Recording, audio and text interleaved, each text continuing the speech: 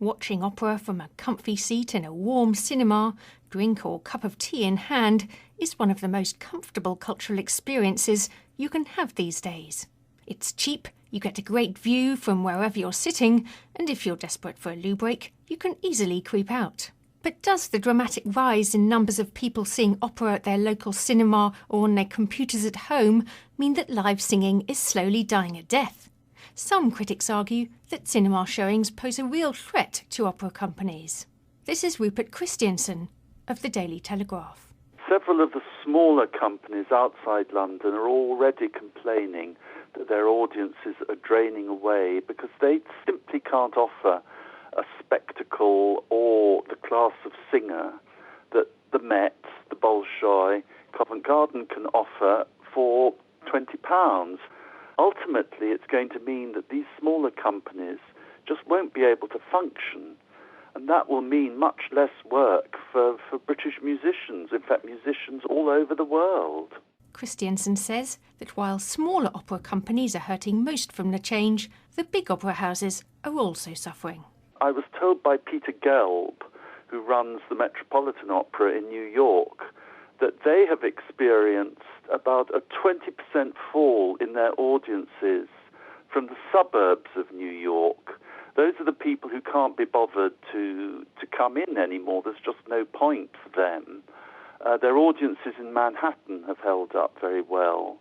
But on the whole, people are much happier just to go round the corner to their local cinema than drag in all the palaver of parking and paying train fares, etc. Much better just to walk round the corner. Casper Holton is Director of Opera at the Royal Opera House in Covent Garden. He says that opera in cinema encourages more people to see the real thing. I think that it's a big advantage that we have different ways of making opera come out to more people. It's easy for us to sit in London, of course, and be happy about going to the real opera house. But if you live far away, it's a fantastic opportunity that now you can learn more about opera on your computer. You can go to a local cinema and see the show. I still think it will never replace the experience of actually being present in the opera house with the live singing. In a street full of booksellers, you sell more books. And if we can make more opera accessible to the world, if we can put more opera out there, I'm sure that will only lead to an increased interest. Some say that opera houses don't yet know exactly what the impact of opera in cinemas and online will be, though since opera in HD costs a lot of money to produce, they'll be watching carefully. Rupert Christensen. It's still an experiment. They're not sure yet. It's still an expanding market, and they're waiting to see what ultimate effect it has, whether there's a sort of plateau or whether it continues to increase or decrease. Watching opera, filmed in high definition, is exciting partly because you can get such a good view of proceedings.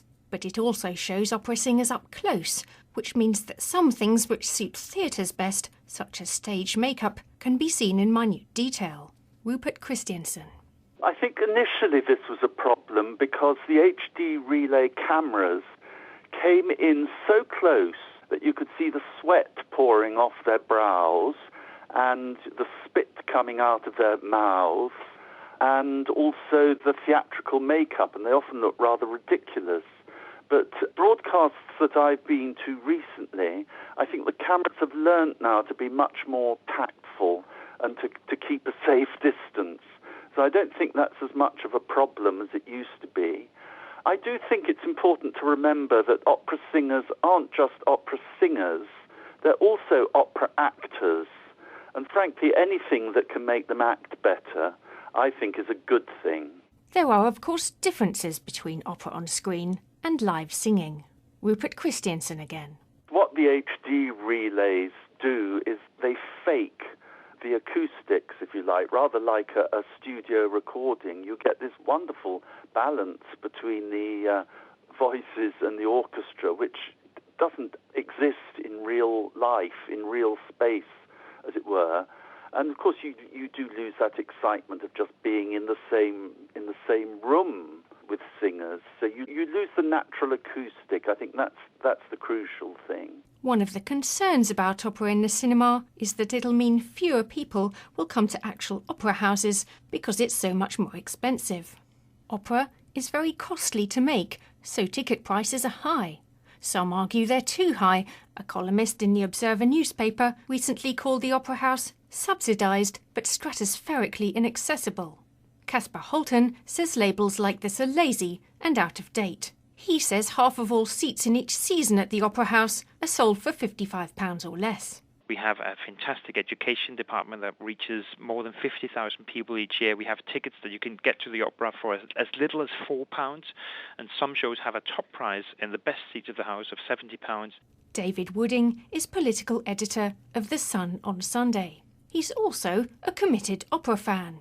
I put it to him that people say opera is too costly, but are happy to pay for expensive tickets to football matches. Yes, they will. Well, that's their choice. I mean, it's supply and demand. It's for people like ourselves, I suppose, to try and encourage. I had a teacher who encouraged me to listen to classical music, and I got the bug. He used to tell me what to listen to and help me along the way. And if we can all encourage people to get the bug, then they'll all go and listen to it.